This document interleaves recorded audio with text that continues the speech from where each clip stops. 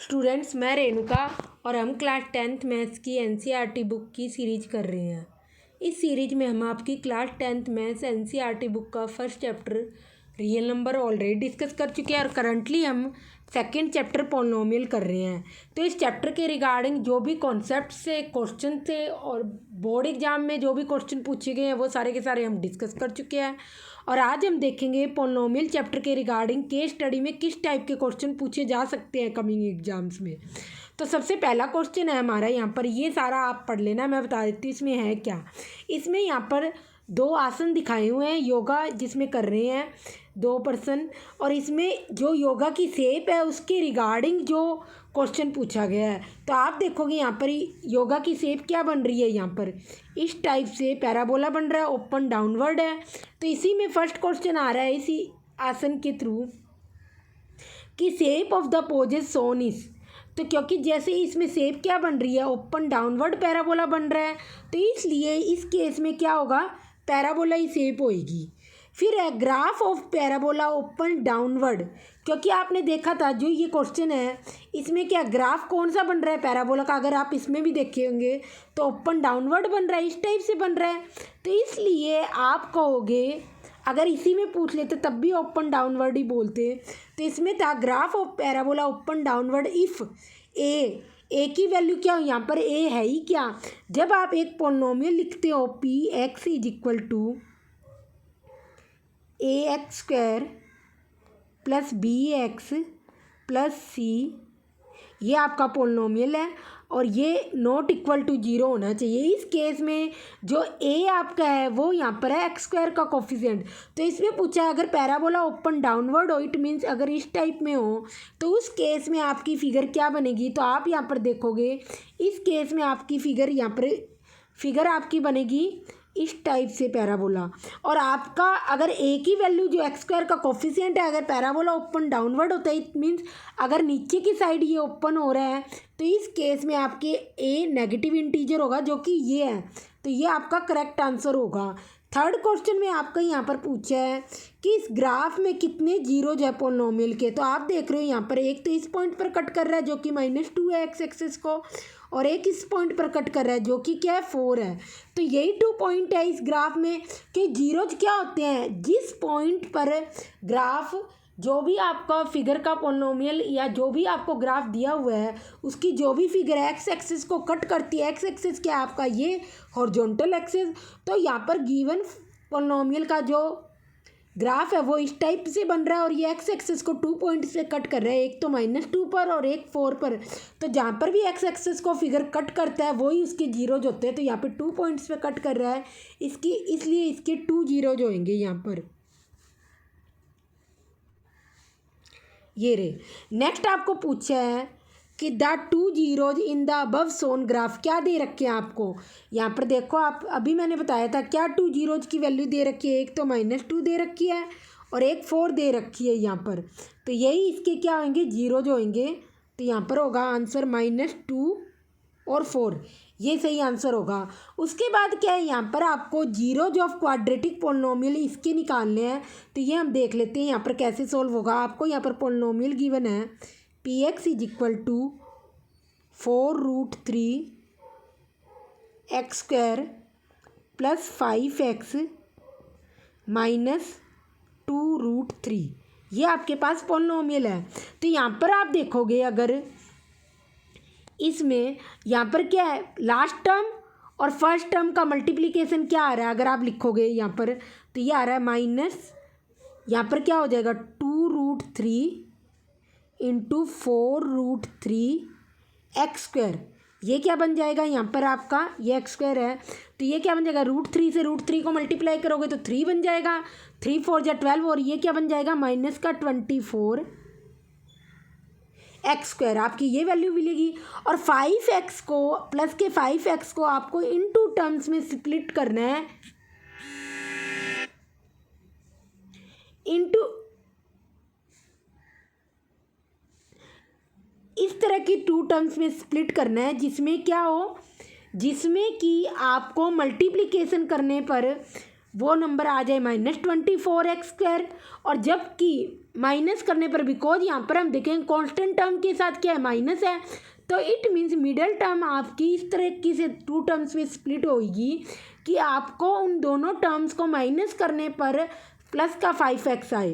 तो इस तरीके से देखते हैं। तो जो कांस्टेंट टर्म है, कांस्टेंट टर्म मतलब जो कांस्टेंट है, जो लास्ट टर्म होती है, लास्ट टर्म में आपकी क्या दे रखा है, माइनस का साइन है। इट मीन्स जो मिडल टर्म है वो इस तरीके से ब्रेक होगी कि सब्ट्रैक्शन करने पर आपका प्लस का 5x आ जाए और मल्टीप्लिकेशन करने पर माइनस का 24x² आ जाए। तो इसमें क्योंकि बिकॉज दोनों ही फर्स्ट और लास्ट टर्म रूट में है, जबकि मिडल टर्म में नहीं है, तो आप क्या करो, सबसे पहले आपको 24 चाहिए, तो इसको लिख लोगे 4√3x², फिर प्लस का 8x, माइनस का 3x और माइनस का 2√3। इसको अब आप देखो यहाँ पर, जब 8x और माइनस के 3x को मल्टीप्लाई करोगे तो आपके पास क्या आ जाएगा, माइनस का 24x², जो फर्स्ट और लास्ट टर्म का क्या है, मल्टीप्लिकेशन है। और मिडिल टर्म आपको क्या चाहिए थी, प्लस का 5x, और सब्सट्रैक्शन करने पे चाहिए थी। तो 8x को जब 3x से सब्सट्रैक्ट करोगे तो आपके पास क्या आ जाएगा, माइनस करोगे, इट मीन तो प्लस का क्या आ जाएगा, 5x आएगा। तो प्लस का 5x आएगा आपके पास। तो इसको हम लिखते हैं, आगे फर्दर सोल्व करते हैं। 4 कॉमन आ गया, 4x कॉमन आएगा ना आपका यहाँ पर, तो 4x कॉमन आ गया, ब्रैकेट में रह गया √3x प्लस का 2, और नेक्स्ट में भी क्या आएगा, √3 कॉमन आ गया, और ब्रैकेट में आपके क्या टर्म आ जाएगा, √3x प्लस का 2 ये आ जाएगा। तो यहाँ जब फर्स्ट टर्म में जब भी ये 2 टर्म्स लेंगे, इनमें जो भी कॉमन होगा आप वो लिख दोगे। नेक्स्ट 2 टर्म में कॉमन आप इस टाइप से लोगे कि अंदर यहाँ पर और यहाँ पर सेम वैल्यू बने। तो इसलिए यहाँ पर इस तरीके से जो लास्ट 2 टर्म्स है, माइनस का 3x और माइनस का 2√3, इस तरीके से आप यहाँ पर कॉमन लोगे कि अंदर ब्रैकेट में सेम टर्म बननी चाहिए। तो इस टाइप से हम देखते हैं, जो ब्रैकेट में टर्म है इनको एक ही बार लिखेंगे। तो यहाँ पर क्या आ जाएगा, √3x प्लस का 2, और इसके अलावा आ जाएगा 4x माइनस का √3। तो कुल मिला के आपके पास 2 जीरोज क्या आ जाएंगे, x इज इक्वल टू, इन दोनों को या फिर आप ऐसे लिख लो कि कंफ्यूज मत हो जाना, √3x plus 2 is equal to 0। तो x की वैल्यू आपके पास क्या आ गई, माइनस का 2/√3, ये आ गया। ऐसे ही सेकंड केस में जब आप निकालोगे तो आपके पास आ जाएगा x इज इक्वल टू √3/4। अब देख लो ये आंसर कहाँ पर है, वही आपका फाइनल आंसर होगा, माइनस का 2√3, ये रहा जो बी ऑप्शन है, माइनस का 2/√3, और x की वैल्यू आ गई √3/4। ये 2 जीरोज आ गए। तो जीरोज मीन्स जो भी आपकी x की वैल्यू जाएगी वो आपके जीरोज होंगे। नेक्स्ट क्वेश्चन देखते हैं हम इस केस स्टडी में, क्योंकि दोनों ही साइड में यहाँ पर क्या आर्क बनी हुई है, ये इस टाइप से गेम चल रहा है और यहाँ पर ये आर्क बनी हुई है। इसके रिगार्डिंग जो क्वेश्चन है हमारा, फर्स्टली देखते हैं, क्योंकि इस क्वेश्चन में क्या है, पैराबोला ओपन डाउनवर्ड ही है। तो फर्स्टली हम यहाँ पर देखते हैं, इसमें पूछा शेप पूछा तो ऑब्वियसली पैराबोला होगी यहाँ पर। उसके बाद पूछा है कि अगर ओपन अपवर्ड हो, ओपन अपवर्ड का मीनिंग, अगर इस टाइप से फिगर आपको दिया हो तो उस केस में आप क्या कहोगे कि इसमें ए की वैल्यू क्या होगी, और ए क्या है हमारा यहाँ पर, ए आपका है यहाँ पर px इज इक्वल टू जो भी पोलिनोमियल है ax² plus bx plus c, और यहाँ पर क्या है a नॉट इक्वल टू 0 है। तो x² का जो कोफिशिएंट है वो है a, और जब पैराबोला ओपन अपवर्ड होता है उस केस में आपकी a की वैल्यू ग्रेटर देन 0 आती है, जो कि ये है। नेक्स्ट क्वेश्चन है आपका, यहाँ पर जो भी ये ग्राफ है पोलिनोमियल का, ये एक्स एक्सिस को कितने टाइम्स कट कर रहा है, तो आप देखो एक इस पॉइंट पर 2 और एक इस पॉइंट पर 3, तो 3 पॉइंट्स पर कट कर रहा है। इट मीन्स आपके पास नंबर ऑफ जीरोज यहाँ पर पूछे हुए हैं। क्वेश्चन आप लिख सकते हो यहाँ पर नंबर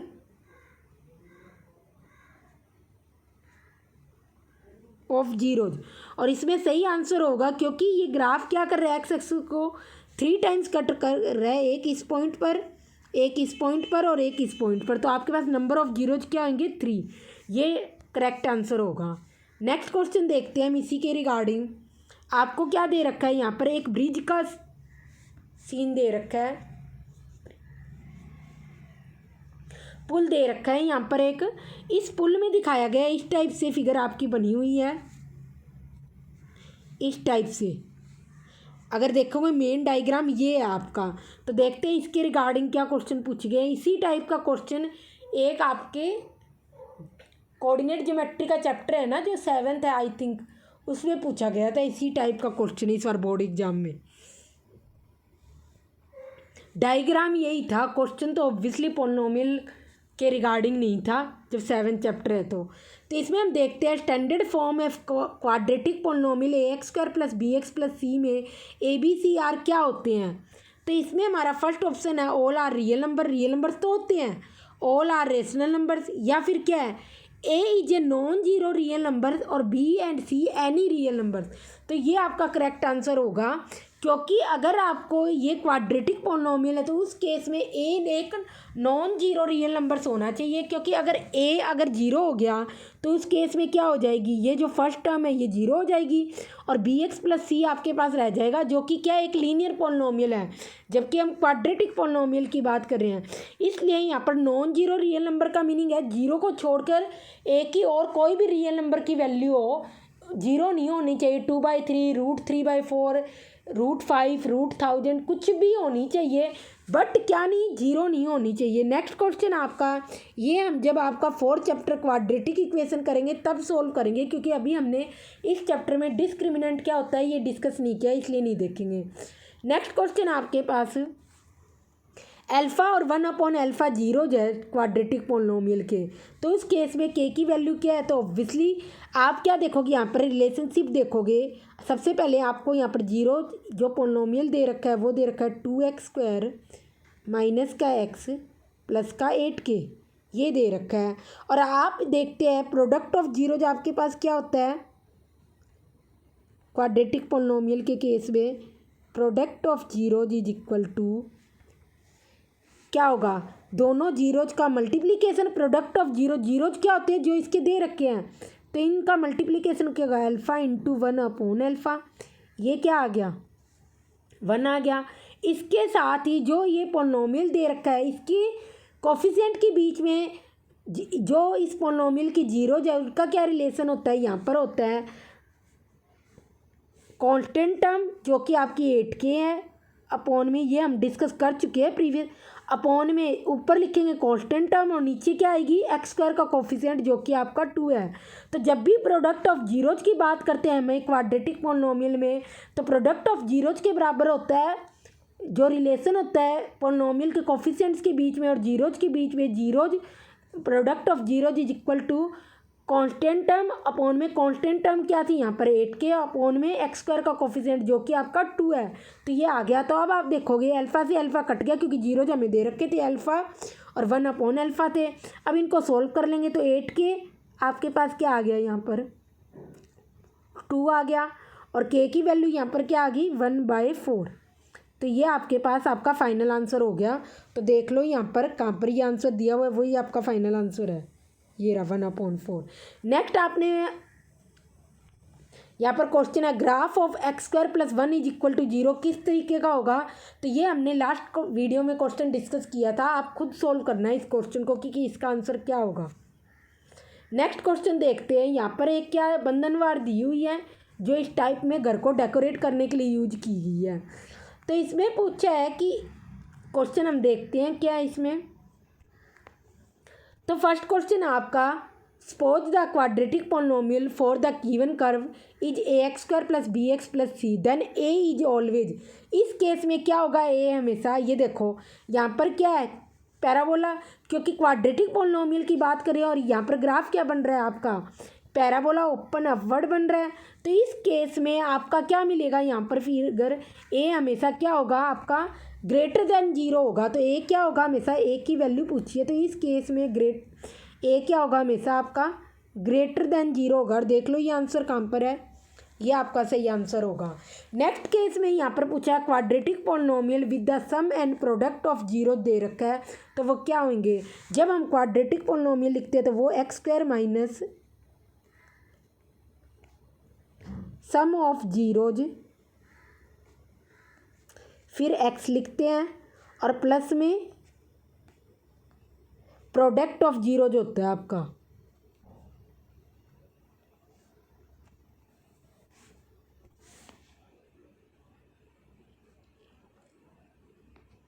प्रोडक्ट ऑफ जीरोज होता है। अब ये देख लो, ये हमें सम ऑफ जीरोज और प्रोडक्ट ऑफ जीरो तो दे रखा है, तो इस केस में क्या होगा, एक्स स्क्वायर, यहाँ सब में एक्स स्क्वायर है, उसके बाद माइनस और सम ऑफ जीरोज क्या दे रखा है माइनस का 1, तो यहाँ पर क्या लिखोगे आप एक्स स्क्वायर माइनस का 1 सम ऑफ जीरो जो आपका ये है, जो कि हम क्या कर रहे हैं इस एक्सप्रेशन में सारे की सारी वैल्यू रख ले हैं।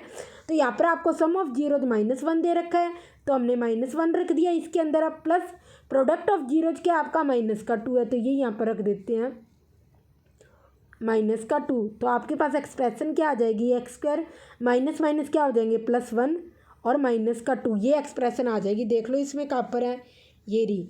तो ये आपके पास क्या आ जाएगा, क्वाड्रेटिक पोलिनोमियल आ जाएगा, जिसके जीरोज क्या है माइनस सम ऑफ जीरोज है -1 और प्रोडक्ट ऑफ जीरोज है -2।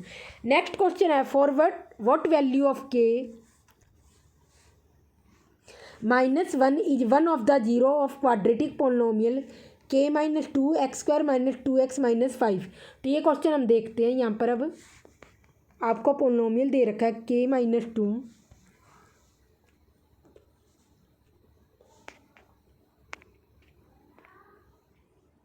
एक्स स्क्वायर और फर्दर वैल्यू है -2x -5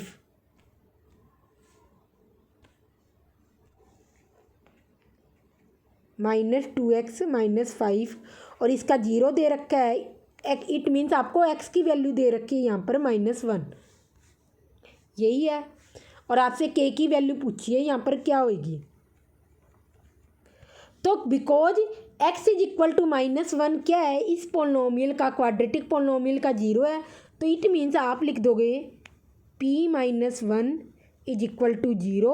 और आपको यहाँ पर पोलिनोमियल दे रखा है, जो कि अब इस पोलिनोमियल में आप क्या करोगे, क्योंकि या फिर आप ऐसे लिख लो अभी पहले इसको, px is equal to given polynomial है k -2 एक्स स्क्वायर -2x -5।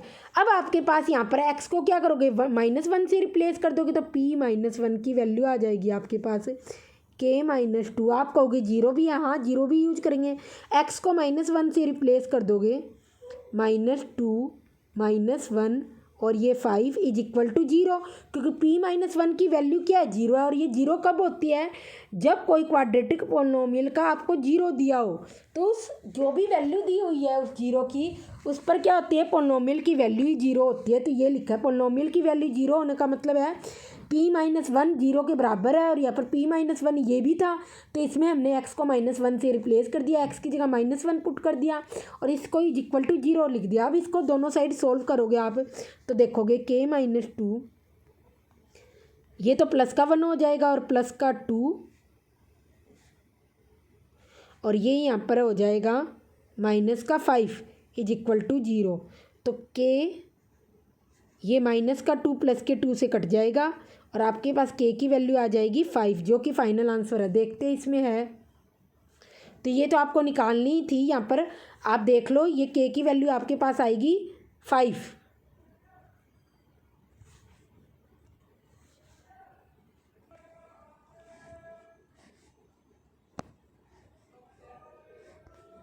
तो इसके बाद जो नेक्स्ट क्वेश्चन है, इसमें आपसे यहाँ पर पूछा है कि 1/α + 1/β की वैल्यू निकालनी है और आपको पोलिनोमियल दे रखा है यहाँ पर ये x² - 7x + 12।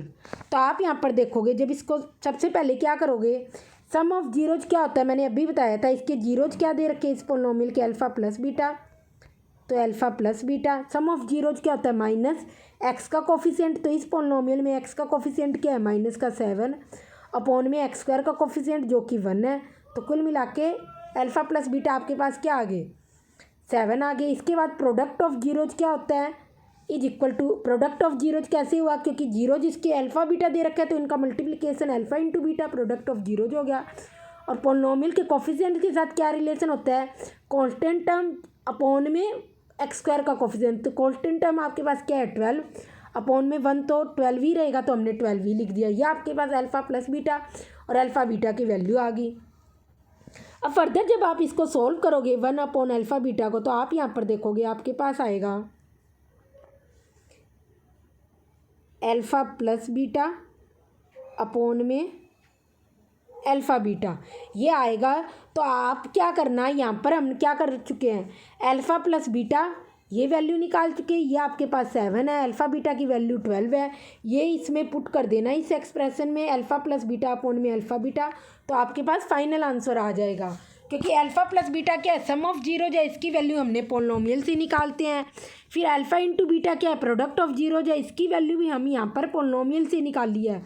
और इसके बाद आपको जो ये एक्सप्रेशन दी हुई है इसको हमने सॉल्व कर लिया। सॉल्व करने पर हमारे पास आ गया alpha plus beta upon alpha beta. अब इन दोनों की वैल्यू अल्फ़ा प्लस बीटा की यहाँ से रख दो, अल्फ़ा बीटा की वैल्यू यहाँ से रख दो। 7 है, अल्फ़ा प्लस बीटा की वैल्यू, अल्फ़ा बीटा की वैल्यू 12 है। इसमें पुट करने पे आपके पास आंसर आ जाएगा 7 अपॉन 12।